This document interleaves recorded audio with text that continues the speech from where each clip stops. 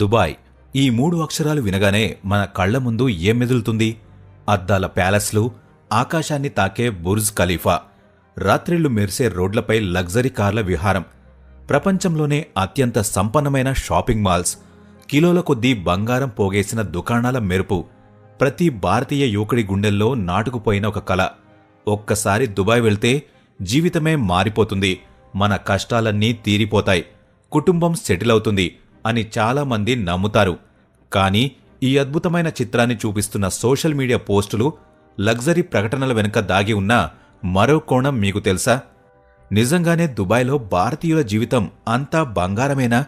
రాత్రిళ్లు ఆ మెరిసే భవంతుల కింద కిక్కిరిసిన లేబర్ క్యాంపుల్లో తమ కష్టాన్ని అమ్ముకుంటున్న వేలాది మంది భారతీయుల వాస్తవం ఏంటి? 50 డిగ్రీల ఎండలో కుటుంబానికి దూరంగా కఫాలా సిస్టమ్ అనే సంకెళ్లతో బందీలుగా మారిన వారి కథలు మీకు తెలుసా?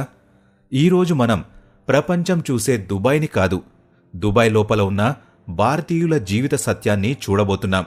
లక్షల మంది భారతీయులు తమ కలలను నెరవేర్చుకోవడానికి వెళ్లిన ఈ నగరంలో వారు ఎలాంటి సవాళ్లను ఎదుర్కొంటున్నారు, వారి రోజువారీ జీవితం ఎలా ఉంటుంది, క్లియర్గా చూద్దాం. ఈ రహస్యాల వెనుక మరింత సమాచారం తెలుసుకోవాలనుకుంటే క్రింద డిస్క్రిప్షన్లో కొన్ని ముఖ్యమైన రీసెర్చ్ లింక్స్ కూడా ఉన్నాయి. కాబట్టి ఆకర్షణీయమైన మెరుపుల వెనుక ఉన్న అసలు రియాలిటీని చూద్దాం. దుబాయ్ ఎలా పుట్టింది? ఎడారి నుంచి ఐశ్వర్యవంతమైన నగరంగా అసలు ఈ ఎడారి నగరం ఇంత తక్కువ సమయంలో ఇంత ధనవంతురాలుగా ప్రపంచానికి ఒక ఆకర్షణ కేంద్రంగా ఎలా మారింది? ఈ అద్భుతమైన మార్పు వెనుక ఉన్న అసలు కథ చాలా ఆసక్తికరంగా ఉంటుంది. కేవలం 60-70 సంవత్సరాల క్రితం మనం ఇప్పుడు చూస్తున్న ఈ మెరిసే నగరం కేవలం ఒక చిన్న నిశ్శబ్దమైన ఎడారి ప్రాంతం మాత్రమే. అప్పట్లో ఇక్కడ పెద్దగా అభివృద్ధి లేదు.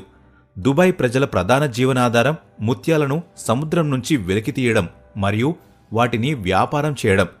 ఆ సమయంలో ఆకాశాన్ని అంటుకునే భవంతులు లేవు.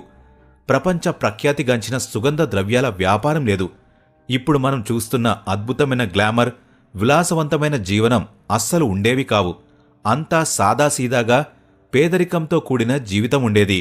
అయితే ఈ ప్రాంతం తలరాతను మార్చిన ముఖ్యమైన సంఘటన 1966లో జరిగింది. 1966 సంవత్సరం దుబాయ్ ఇసుక కింద అపారమైన చమురు నిక్షేపాలు బయటపడ్డాయి. ఈ చమురు ఆవిష్కరణ ఒక పెద్ద మలుపు. ఇక్కడ నుంచి ఈ నగరం అదృష్టం పూర్తిగా మారిపోయింది.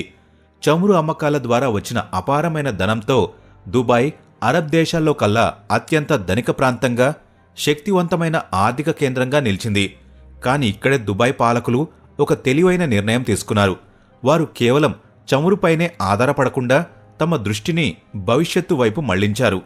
చమురు నిల్వలు ఎప్పుడోకప్పుడు తగ్గిపోతాయని గ్రహించి చమురు డబ్బును పర్యాటక రంగం, టూరిజం, వ్యాపారం, బిజినెస్ మరియు రియల్ ఎస్టేట్ రంగాల్లోకి మళ్లించారు.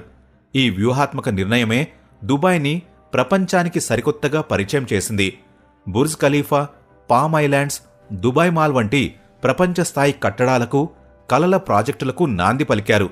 ప్రపంచవ్యాప్తంగా ఉన్న ధనవంతులను, వ్యాపారవేత్తలను ఆకర్షించే ఒక గ్లోబల్ బ్రాండ్గా దుబాయ్ను తీర్చిదిద్దారు. ఈ విజయం వెనుక ఉన్న ఆర్థిక వ్యూహం, దూరదృష్టి నిజంగా అద్భుతమైనది. కానీ మనం మర్చిపోకూడదు, ఈ అద్భుతమైన నిర్మాణాలన్నీ కేవలం డబ్బుతోనే కాదు, వేలాది మంది కార్మికుల చెమట, కష్టం, త్యాగాల పునాదులపై నిలబడ్డాయని. అద్భుత కట్టడాలు వెనుక దాగి ఉన్న అసలు కథ. చెమట, కష్టంతో నిండిన భవంతులు దుబాయ్ పాలకులు ఎంతో తెలివిగా Burj Khalifa, palm Jumeirah, Dubai mall లాంటి కళ్లు చెదిరే కట్టడాలను నిర్మించారు. ఈ నిర్మాణాలు దుబాయ్ని కేవలం ఒక నగరంలా కాకుండా ప్రపంచవ్యాప్తంగా ధనవంతులు వచ్చి తమ డబ్బును ఖర్చు చేసే ఒక ప్రపంచ స్థాయి బ్రాండ్గా మార్చేశాయి. ఈ అద్భుతమైన కలల నగరాలు పుట్టుకొచ్చాయి. అయితే ఈ మెరుపులు, విలాసాల వెనుక ఒక చీకటి సత్యం దాగి ఉంది. ఆ సత్యమేమిటంటే ఈ అద్భుత కట్టడాల పునాదులు లక్షల మంది కార్మికుల చెమట, కష్టం, రక్తంతో తడిసి ఉన్నాయన్నది. ఈ భాగం ఏ టూరిస్ట్ గైడ్ కూడా చూపించడు, ఏ లగ్జరీ ప్రకటనలోనూ కనిపించదు. మీరు సోషల్ మీడియాలో చూసే బుర్జ్ ఖలీఫా ప్రపంచంలోనే అత్యంత ఎత్తైన భవనం.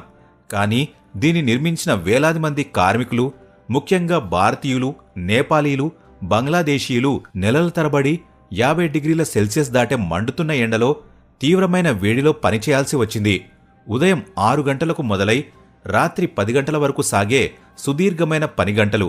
వీటికి ప్రతిఫలంగా వారికి దక్కేది నెలకు కేవలం 8 నుంచి 1000 దిర్హాంలు, సుమారు 18,000 నుండి 22,000 రూపాయలు మాత్రమే. ఈ మొత్తం వారి కుటుంబాలకు పంపేందుకు వారి కష్టానికి ఏమాత్రం సరిపోదు. అంతేకాదు, చాలామంది కార్మికుల పాస్పోర్ట్లను కంపెనీలే స్వాధీనం చేసుకుంటాయి. దీనివల్ల వారు తమ ఉద్యోగాన్ని, దేశాన్ని వదిలి పారిపోకుండా, తప్పించుకోకుండా ఉండటానికి కంపెనీలకు వీలవుతుంది. ఈ కార్మికులు నివసించే లేబర్ క్యాంపుల గదులు చాలా ఇరుకుగా, దారుణంగా ఉంటాయి. చిన్న గదిలో 8 నుంచి 10 మందికి పైగా ఒకేసారి నివసించాల్సి వస్తుంది.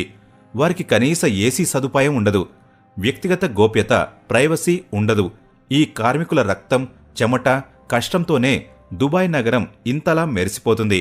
అత్యంత బాధాకరమైన విషయమేమిటంటే, కొన్ని రిపోర్ట్స్ ప్రకారం ప్రతి సంవత్సరం వందలాది మంది విదేశీ కార్మికులు, ముఖ్యంగా భారతీయులు, నిర్మాణ పనుల్లో ప్రమాదాల వల్ల లేదా విపరీతమైన వేడి, సరైన విశ్రాంతి లేకపోవడం వంటి కారణాల వల్ల ప్రాణాలు కోల్పోతున్నారు.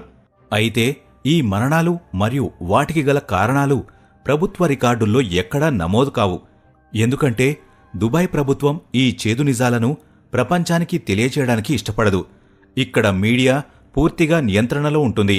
ఏ ఒక్క ప్రతికూల వార్త కూడా బయటకు రాకుండా కట్టుదిట్టమైన చర్యలు తీసుకుంటారు. దుబాయ్ యొక్క ఇమేజ్ను ప్రపంచానికి ఒక ఫేక్ ప్యారడైజ్ లాగే నిరంతరం ప్రదర్శిస్తారు. లోపల అధికార భయం, కష్టాల నిజాలను అణిచివేసే ప్రయత్నాలు నిరంతరం కొనసాగుతూనే ఉంటాయి. అంతేకాదు, దుబాయ్ ఇస్లామిక్ నగరం, కఠినమైన చట్టాలు ఉంటాయనుకుంటాం. కాని రాత్రి కాగానే ఈ నగరంలోని కొన్ని వీధుల్లో, క్లబ్లలో కెమెరాల కంటికి చిక్కని లోకాలు నడుస్తాయి. అనేక నివేదికల ప్రకారం ఇక్కడ హ్యూమన్ ట్రాఫికింగ్, మానవ అక్రమ రవాణా మరియు సెక్స్ ట్రేడ్ యొక్క రహస్య నెట్వర్క్లు పనిచేస్తున్నాయి.